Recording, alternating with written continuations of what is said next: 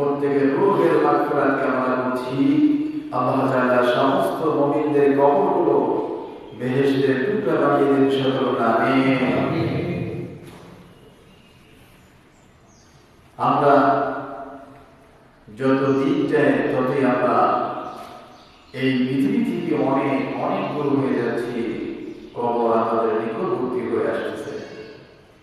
হঠাৎ যেদিনকে হায়াত শেষ হয়ে যাবে, চিরদিনের জন্য আমরা এই পৃথিবী থেকে বিদায় হয়ে যাব। বিদায়ের পথে পথি সেহেতু খালি হাতে যাওয়ার কোনো সুযোগ নাই।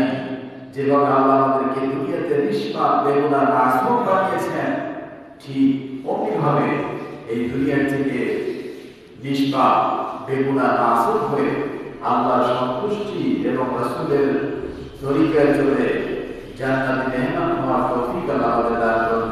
আমিন। সম্মানিত হাজিরিন, এই পৃথিবী হচ্ছে মহান রব্বুল ইজ্জত ওয়াল জালাল। তিনি মানুষের সুখ দুঃখের কারণ, মানুষ কোন পথে চলে সুখ পাবে, শান্তি পাবে, ভালো থাকবে, এই জন্য আল্লাহ রাব্বুল ইজ্জত ওয়াল জালাল যুগে যুগে নবী পাঠিয়েছেন এবং নবীদের সাথে কিতাব দিয়েছেন।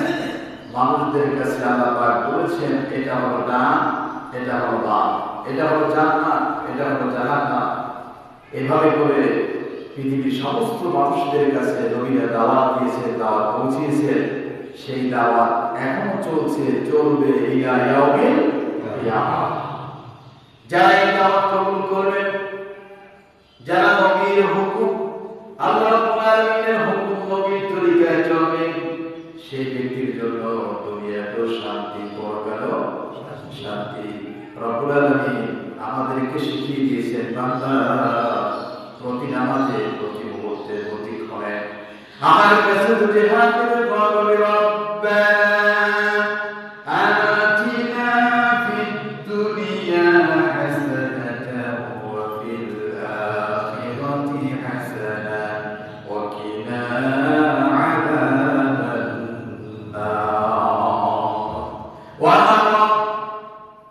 ওগো আল্লাহ, তুমি আমাদেরকে দুনিয়াতে সুখ শান্তি ভাঙায় মঙ্গল কল্যাণ দান করো, ওয়াফিল আখিরাতি হাসানা, আর পরকালে আমাদের জন্য সুখ শান্তি ভালাই কল্যাণ দান করো, ওয়াকিনা আযাবান নার, আর তুমি আমাদেরকে জাহান্নামের আগুন থেকে বাঁচিয়ে দাও।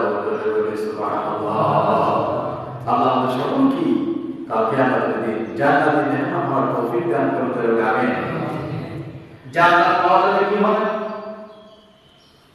আল্লাহ রাব্বুল আলামিন শর্ত দিয়েছেন, ও দুনিয়ার মানুষ, দুনিয়া যারা আল্লাহ তোমাকে ইচ্ছা শক্তি দিয়েছি, তুমি যদি আমার হুকুম মতো চলো, আমার হাবিবের তরিকায় চলো, তাহলে তোমার জন্য সুসংবাদ পেয়েছে, তোমার জন্য অনন্তশীল জান্নাতের ব্যবস্থা রয়েছে। আর যদি দুনিয়ার জমিনে নিজের মন চাহে জিন্দেগি করো, আল্লাহ রাব্বুল আলামিনের হুকুম যদি লঙ্ঘন করো, নবীকে যদি অমান্য করো, রব্বুল আলামিন বলছে, তাহলে তোমার জন্য রয়েছে কি জাহান্নাম। বলে নাউযুবিল্লাহ। পৃথিবীর বুকে যত মানুষ, যত নবী এসেছেন, সমস্ত নবীরা দ্বীনের দাওয়াত দিয়েছেন। এইভাবে করে বিশ্ব নবী মুহাম্মদুর রাসূলুল্লাহ সাল্লাল্লাহু আলাইহি ওয়াসাল্লাম সেই আইয়ামে জাহিলিয়াতের যুগে মানুষদেরকে দাওয়াত দিয়েছেন, ও পৃথিবীর মানব গোষ্ঠী, যদি তোমরা দুনিয়ার জমিনে সুখ চাও, শান্তি চাও, মঙ্গল চাও, কল্যাণ চাও, সমস্ত রকম অশান্তি থেকে যদি বেঁচে থাকতে চাও, তাহলে তোমরা পড়ো লা ইলাহা ইল্লাল্লাহু মুহাম্মাদুর রাসূলুল্লাহ সাল্লাল্লাহু আলাইহি ওয়াসাল্লাম। আমার বন্ধুগণ, গত জুমায় আমি আলোচনা করেছিলাম জিহাদের গুরুত্ব। জিহাদের গুরুত্ব, জিহাদ হচ্ছে আল্লাহর হুকুম। জিহাদ কার হুকুম? আল্লাহর হুকুম। এই জিহাদ একটি পবিত্রতম ইবাদত। যে ব্যক্তির দিনের ভিতরে জিহাদের দাওয়াত পায়, সেই ব্যক্তির মওত হবে মুনাফিকের মওত হবে। নাউযুবিল্লাহ। জিহাদের আজকে বলবো জিহাদের উদ্দেশ্য এবং জিহাদ আপনি কার বিরুদ্ধে করবেন, কার সাথে করবেন, এবং রাসূলের গোটা জিন্দেগিতে কতগুলো জিহাদ করেছে এবং জিহাদ কেন করেছে, কেনই বা জিহাদের প্রয়োজন হবে, সব কথাগুলো বলে আমি কোরআনুল কারীমে খুলে খুলে বর্ণনা করেছে। সুবহানাল্লাহ। আসুন একটা উদ্দেশ্য রব্বুল আলামিন বলছেন ওয়াল ইসলামিক শাসন ব্যবস্থা মূল উৎপাদন করে সেখানে আল্লাহর ইসলামী হুকুমাত কায়েম করা,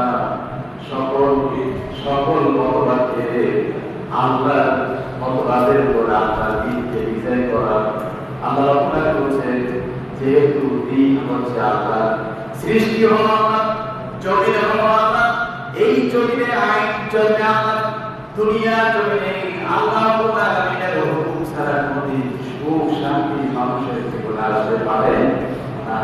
কারণ টাকা পয়সা ক্ষমতাদের কখনো সুখ শান্তি নেই। কারণ রব্বুল আলামিন কোরআনে বলেছে প্রিয় মানুষ আমি আল্লাহ আপনাদেরকে সুস্থ রাখি, মানুষদেরকে অসুস্থ করি, ছোট্ট শিশুকে যুবক বানাই, আমার যুবক ছেলেকে বার্ধক্য বানাই। আমি আল্লাহ রাব্বুল আলামিন একটি সুস্থ মানুষের আমি আল্লাহর হুকুমে মৃত্যু হয়ে যায়। এই জন্য রব্বুল আলামিন বলেছে আল্লাহর জমিনে আল্লাহর দ্বীনকে বিজয় করার জন্য জিহাদ করতে হবে। রব্বুল আলামিন কোরআনুল কারীমে 61 নাম্বার সূরা সাফের 6 নাম্বার 9 নাম্বার আয়াতে আল্লাহ পাক বলেছেন হুয়াল্লাযী আরসালা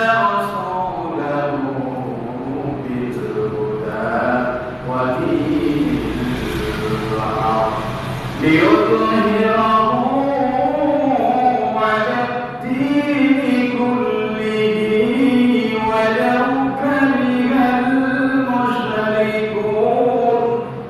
الله بقى هو الذي شيء مهان شرطا أرسل رسوله بالهدى ودين الحق যে নবীকে রাসূল বানিয়েছেন তিনি হক সত্যের বিধান সহকারে যেন লিউযহিরাহু আলা দ্বীনি কুল্লিহি সমস্ত কিছুর উপরে সমস্ত দ্বীনের উপরে আল্লাহর দ্বীনকে বিজয় করতে পারে। আল্লাহ পাক বলেন ওয়া লাউ কারিহাল মুশরিকুন।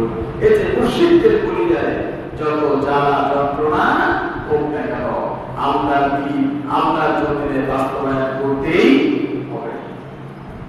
রব্বুল আলামিন সুন্দর করে বলেছেন কোরআনুল কারীমের আয়াতের সূরা তওবা 32 থেকে 33 নম্বর আয়াতে আল্লাহ রাব্বুল আলামিন বলেছেন ইউরিদুনা লিইউতফিউ নূরাল্লাহি বিআফওয়াহিহিম ওয়া ইয়াবা আল্লাহু ইল্লা আন ইউতিম্মা নূরাহু ওয়ালাউ কারিহাল কাফিরুন। আল্লাহ বলে ইউরিদুনা তারা চায়, কাফের মুশরিকরা মুনাফিকরা চায় রূপে আল্লাহর দ্বীনকে বিহারিত করতে। বলে নাউযুবিল্লাহ। আল্লাহ রাব্বুল আলামিন বলেন ইল্লা ইউতিম্মা নূরাহু ওয়ালাউ কারিহাল কাফিরুন। কেবলমাত্র আল্লাহর দ্বীনকে আল্লাহর নূরকে পরিপূর্ণতা দান করবেন। আল্লাহ বলছেন আল্লাহ রাব্বুল আলামিনের দ্বীনকে আল্লাহ পরিপূর্ণতা দান করবেন। এতে করে কাফেরদের পরিচয় যতই জ্বালা করা হোক না কেন জোরে বলে নাউযুবিল্লাহ। আল্লাহ রাব্বুল আলামিন বলেছেন হুয়াল্লাযী আরসালা রাসূলাহু বিল হুদা ওয়া দীনিল হক লিইয়ুযহিরাহু আলা দ্দীনি কুল্লিহি ওয়ালাউ কারিহাল মুশরিকুন। আকাশের মালিক আল্লাহ যিনি তার নবীকে দ্বীনের হক সত্যের বিধান সম্প্রদায় করিয়েছেন যাতে করে সমস্ত কিছুর উপরে আল্লাহর দ্বীনকে বিজয় করতে পারেন, আল্লাহর দ্বীনকে বাস্তবায়ন করতে পারেন। ওয়ালাউ কারিহাল মুশরিকুন যাতে করে যত করে যাই করে হোক না কেন কাফেরদের পরিচয় যতই অবসম্ভনীয় হোক না কেন যারা কারণ জমিন হচ্ছে আল্লাহ, দিন হচ্ছে আল্লাহ, মানুষ হচ্ছে আল্লাহ, লৌহ বলম আসমান জমিন হল আল্লাহ। এই জমিন আল্লাহর দিনকে বিদায় করতেই হবে। এই জন্য আল্লাহ কোরআনে বলেছেন ইল্লাহি ইউতিমাল আল্লাহ কোরআনের দিনকে আল্লাহ পরিপূর্ণতা দান করবেন। বলে সুবহানাল্লাহ। জিহাদের দ্বিতীয় উদ্দেশ্য হলো যে মুনাফিক এবং মুমিনদের মধ্যে পার্থক্য সৃষ্টি করা। কাদের মধ্যে? মুমিন এবং মুনাফিকদের মধ্যে পার্থক্য হয়ে যাবে।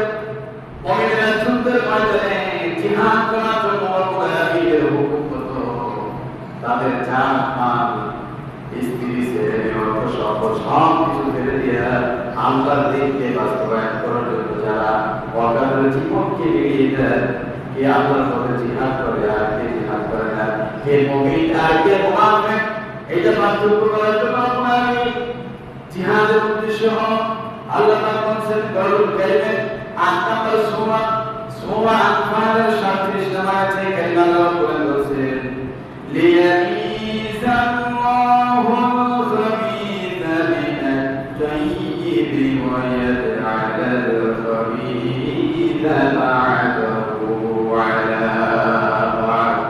আল্লাহ বলেন জিহাদের জন্য যাতে করে পবিত্র মানুষদের থেকে মুমিনদের থেকে মুনাফিকদের থেকে আলাদা করতে পারে। বলে সুবহানাল্লাহ। ওয়া ইয়াজআলাল খাবীথা বা'দাহু আলা বা'দ। আর যারা অপবিত্র যারা মুনাফিক, এই মুনাফিকদেরকে আল্লাহ বলে কাল কিয়ামতের দিন আল্লাহ বলে ফায়ানকুমাহু জামিআন ফায়াজআলহু ফি নারি জাহান্নাম উলাইকা হুমুল খাসিরুন। কাল কিয়ামতের দিন এই অপবিত্রদেরকে মুনাফিকদেরকে আল্লাহ রাব্বুল আলামিন একত্রিত করে জাহান্নামে নিক্ষেপ করবেন। আল্লাহ বলেছেন উলাইকা হুমুল খাসিরুন, তারা অবশ্যই ক্ষতিগ্রস্ত হয়ে যাবে। যারা দুনিয়াতে ধ্বংস আখ্যাত ধ্বংস। আল্লাহ আমাদের সকলকে হেফাজত করবে। আমিন। জিহাদের ৩ নম্বর উদ্দেশ্য আল্লাহ পাকের পরীক্ষা। কার পরীক্ষা? রব্বুল আলামিন পরীক্ষা নেওয়ার জন্য জিহাদের হুকুম করেছেন। আল্লাহ কোরআনে বলেছেন কোরআনুল কারীমের ৩ নম্বর সূরা আলে ইমরান ১৪২ নম্বর আয়াতে আল্লাহ পাক বলেছেন হাসিবাতুম আন তাদখুলুল জান্নাহ ওয়া লাম্মা ইয়া'লামিল্লাহুল লাযীনা জাহাদু মিনকুম ওয়া ইয়া'লামাস সাবিরিন। আল্লাহ পাক বলে কাল কিয়ামতের দিন আল্লাহ পাক বলে হাসিবাতুম, আল্লাহ কি জেনে নেবেন আনতাদখুলুল জান্নাতা, কে তোমাদের ভিতরে জান্নাতি, আর তোমাদের মধ্যে থেকে কে ব্যক্তি মুজাহিদ আর কে ব্যক্তি কোন ব্যক্তি ধৈর্য ধারণকারী, ওয়া ইয়ালামাস সাবিরিন, তিনি সেটা জেনে নেবেন। বলে সুবহানাল্লাহ। তাহলে জিহাদের উদ্দেশ্য হলো পরীক্ষা নেওয়া। কি নেওয়া? পরীক্ষা নেওয়া। এই পরীক্ষার আপনাকে আমাকে উত্তীর্ণ হতে হবে। বলে সুবহানাল্লাহ।